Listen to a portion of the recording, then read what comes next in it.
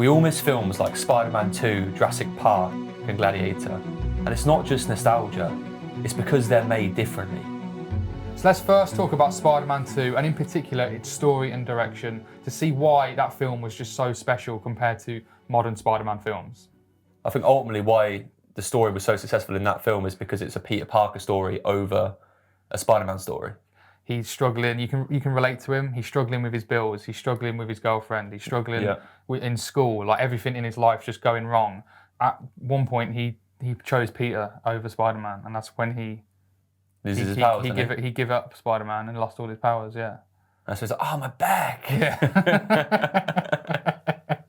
It's the fact that he gives up Spider-Man. Me as a kid thinking Spider-Man's gone, I thought the film ended. That shot when he puts in the bin. In the bin, yeah. It's like, what's going on? Where's Spider-Man going? And then you see him having that nice life, and you see him enjoying his life, doing well in school again, and then ultimately, does he put his hand up for like a question? And he's like, good Peter. What's his name? I forgot. The camera like punches in, and he's like, 21 volts. I think that's what he says. And he goes, The film really focuses on the character, Spider-Man, Peter Parker, getting to rock bottom first before bringing him back up. I feel like sometimes in the modern iterations, they rely on a mentor like Tony Stark or... he's got all these gadgets straight away in his first suit. Yeah. Like, does it feel like he's getting to that point of like complete despair? Whereas I feel like on the second film, obviously, like he completely hits rock bottom, everything's failing, and then he has to give up being Spider-Man to try and claw some of it back, but then, ultimately he sacrifices that. He hasn't got like a mentor really, has he? I mean, he has Doc Ock initially as a mentor to him. And that makes someone it he looks up to and says like, intelligence is not a gift, it's a privilege. Yeah. Brilliant but lazy. Those scenes you really connect with Dr. Octavius. Like, he's a very human character, like he's got a loving wife who gets killed by his own mistakes. Whereas in the newer ones, it's just kind of a cheap, like Mysterio in the second one. Like, what is his motivation? Is it just money again? Dr. Octavius, Green Goblin. Yeah, you know what I mean, it's just so iconic. Like, such good, because obviously it's Harry's dad. Yeah. Like, you do care about him because you care about Harry and you care about Norman. Yeah. Like, they are like broken humans. Yeah, do you know what I mean? Yeah, you do care about him. Whereas Homecoming, it's just like his girlfriend's dad. Like, you don't really care about him like as much as you see him. It just feels like a generic bad guy. Yeah. And obviously the later ones, they brought him back. They brought all the good ones back again. Everyone loves it. Like, it's a reason why they brought him back. For nostalgia, wasn't it? Yeah, for all the fans. Because of how good it was. So I feel like in the new, like modern Spider-Man's, like things, the jokes are really like on the nose and like really forced. It has to be. You're waiting for the next joke. Then he's like comic relief, right? He's there to add some comic relief. Every couple lines, he has to say like a joke. Because I don't understand. Like, I guess I don't know why that is. That's the Marvel part of it, isn't it? Like the Marvel films. Oh, it has really? to be. Whereas this is more. It's Sam Raimi's film. He puts jokes in where they're right and where they're needed, rather than just for the sake of it. I think overall the reason why it was so successful and why it resonates so much with us still to this day is because the film, as we spoke about, is about Peter, not about all these other characters and these other crazy plot points and character-driven multiverses. Story. Yeah, it's a simple character drama story. Yeah. It's obviously got great action and great villains and stuff, but its heart and soul is about Peter and his journey, right? Yeah. How he changes, how he hits rock bottom and changes, like the hero's journey, they call it, the circle. And then they improve that with obviously these other elements, great set pieces, great villains to help drive the story forward. But ultimately the heart is Peter. Yeah. And you connect with that character. Yeah. Whereas I think the other ones fall slightly flat in that respect. That's why it's so good, because Peter kind of has everything for him in the other ones. Like the suits, the Tony Stark mentor. The third one kind of falls flat in a way because of the studio involvement, whereas Sam Raimi, the direction of the first and second film was like so good. And the third one, there's still some amazing bits in it. I love the third one. I cried at the end of the third one. Yeah, Harry at the end. It's such a great film still, in my opinion. Like, I love it. But the studio involvement of cramming in all of these different villains. I think Sam Raimi said he didn't want to do Venom because he didn't really understand him. Having the 3 villains in there was just too much. And that's when the studio involvement isn't the best, and that brings us on to like wide and modern ones. There's so much studio involvement with cameos. Tony Stark's in it. And it's like to set up the multiverse. Just crushing as much as possible into But this takes us on to now Gladiator. and we want to look at shooting on film, the use of special effects, the casting. Won't go into it too much, but Russell Crowe obviously won an Oscar, didn't he? Like, incredible performance, and you know Paul Mescal is an incredible actor as well, but there's some reason it just doesn't hit quite the same. It's not the same as like. It's a very similar story, and I think that's what doesn't help with it, is that it's very similar. They're trying to make him be too much like Russell Crowe. Oh, okay. Character as well. Yeah. Obviously, the old one was shot on film, the new one was shot on digital. It doesn't look as good, it doesn't feel as real. I know what you mean, it looks good, but like, for that time period and like it can't look too clean. It's like, you want it to look kind of gritty. Yeah. And have that filmic vibe and that filmic, quality. Yeah, because it feels real, the first one. Like, you could look at it and be like, oh, this could have actually happened. I can step into this world. Yeah. Like it feels, But when you've got the CGI, like monkeys, baboons. Technically, they look exceptional, but it just throws you out of the film. I don't know why. It does take you out of the film compared CGI to sharks and stuff. Like, it just gets... Even if it did happen, it's like, because it's so CGI and it's like, is this real? Like, it does take you out of the film in a way because it is so far-fetched. Like we spoke about earlier, it's like cramming everything in to make it spectacular, but that for me takes me away from it. Yeah. When Russell Crowe's character steps in to fight for the first time as a slave, you know, he's not defending against ships and like hundreds of archers and killing hundreds of men. Like, there's sharks coming around and everything. It's there's like 7 men who, you know, he finds it hard to kill. Like I think he gets injured. You feel the brutality of it. You feel for the character. You're worried about him. For me, that's enough. Like that. I don't think you need to have that ridiculous spectacle. Yeah. I think he has too many motivations. It's like revenge, sacrifice, liberation, I guess. There felt like a few different... who is he as well? Like, who am I? Yeah. Like that alone could be one story. They felt like there was like 5 or 6 different motivations. So many different things in at once. Yeah. Whereas the first one's just simple. He wants to get revenge on Joaquin Phoenix. Commodus is like, because of him murdering his family. It's very simple. Yeah. And that's why you get so drawn in. And in turn, I guess, it's saving Rome from his rule. Yes. From a leader who could destroy the whole empire. Yeah. And then they kind of, again, telling the same story, but with the brothers. The brothers were very, I mean, apparently they were like crazy in real life. Oh, right. But still, like, it wasn't as the same as Joaquin Phoenix's Commodus. And then you bring in, again, Denzel Washington's character. And the second one, yeah. Yeah, there's multiple, that's like 3 different bad guys.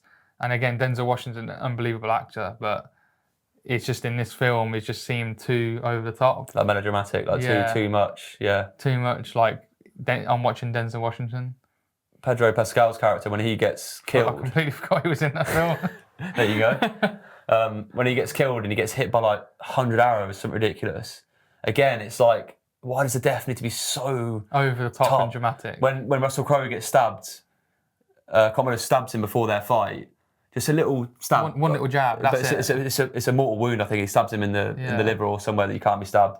And he goes up to fight and you could tell like he's going to die, but then he picks up enough strength to kill Joaquin Phoenix's character. You can feel the weight of it, can't you? Yeah, like the injury, like it doesn't need to be over the top dramatic. Yeah, like arrow, constant. Like, like, over the top again. It's like, look at Boromir's death in Lord of the Rings. Like, he gets shot 3 times, but it feels like real, doesn't it? Yeah. It's not like ridiculously over the top.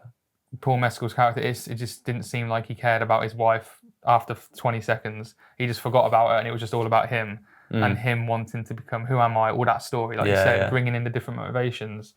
It just didn't feel as well made, and mix that in with the way it was made, with the cameras and the CGI, it just didn't feel...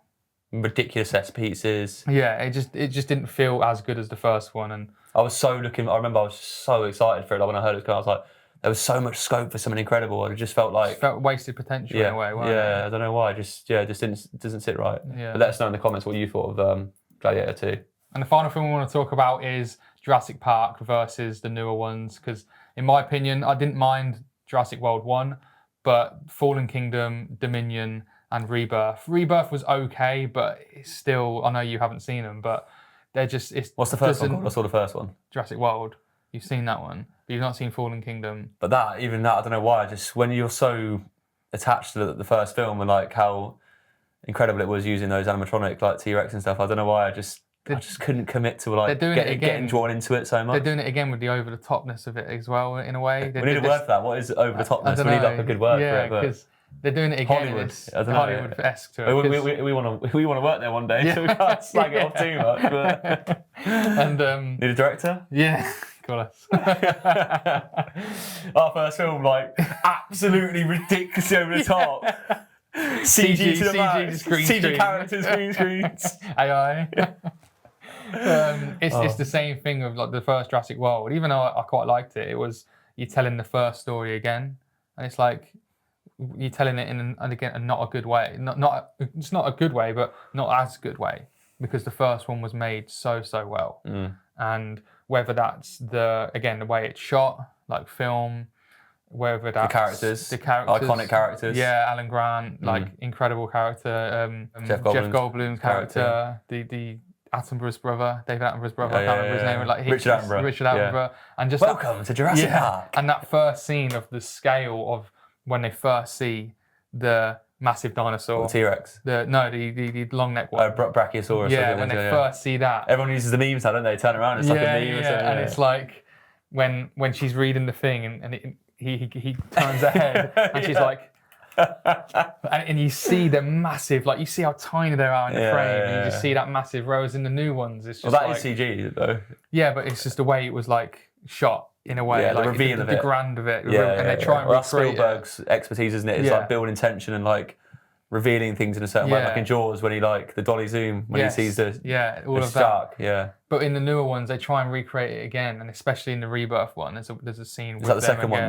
This is the brand new one that come out this year. What's the one? Is there one where they're in a ball or something? He's driving a motorcycle like in a ball. That's the second one, I think. Is it Kingdom? And they're getting chased by Velociraptors or something. I think so. I think that's the second one. I can't remember.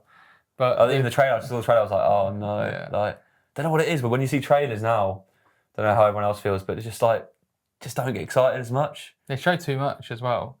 They show way too much of the film. It's like I watched a trailer the other day, and they're like, I don't need to see the film. I know exactly what happens in it because they show every scene. Well, the key plot, and it's just like, it gives too much away. Yeah. The use of, like you said, animatronics, like a lot of them, especially the close-ups, it's like they're actual real. The actors are interacting with the dinosaurs rather than in the new ones. It's just so CG. When the Velociraptors in the first one are like. You know, the two kids are trying to like in the kitchen area. They're trying to like hide from them. Yeah. The sound and like obviously that's a real animatronic thing. Making that sound in the set. That's scaring those children. Yeah, so the child actors. Their performance is more convincing, isn't it? Because they're feeling the fear. They're getting into the character more. When it's just a guy in a green screen or in a green screen suit or however they do it, I don't know. But it's just hard to like be scared at something. Tennis ball on a stick. Yeah, it's like act scared. Yeah, exactly. Yeah.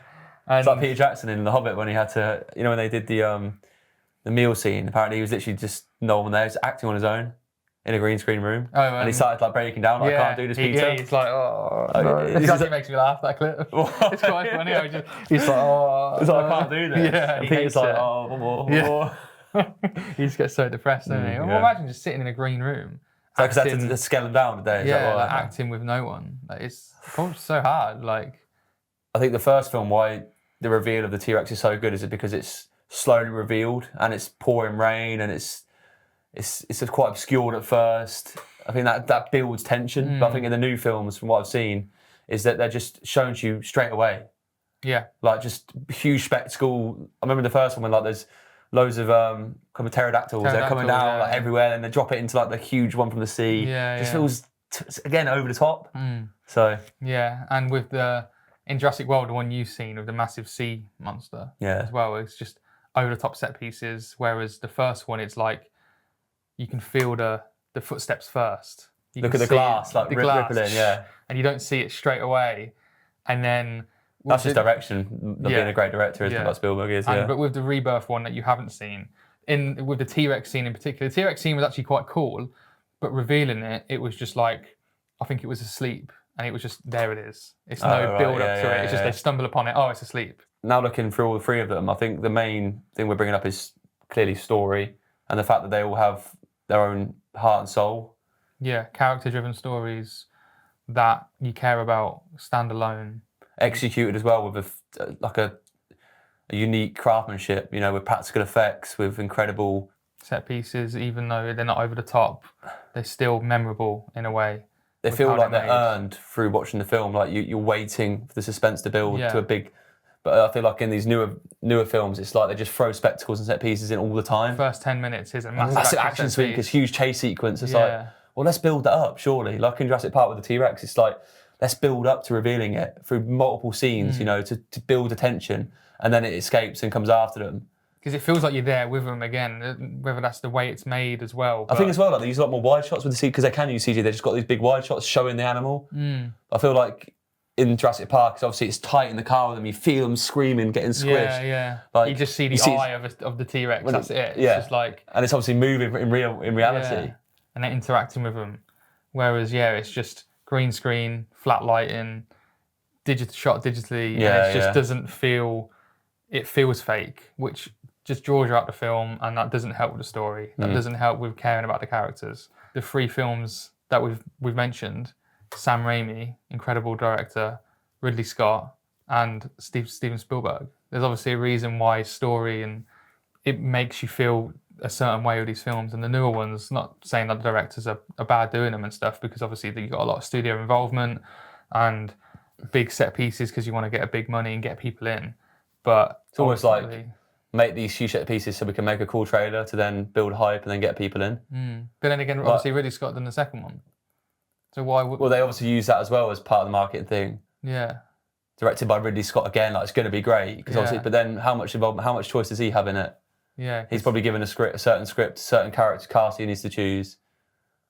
Whereas I think back in the day, I think it was more like you hired a director for their artistry, for their expertise. Yeah. And I think obviously clearly things are changing now, how things are made.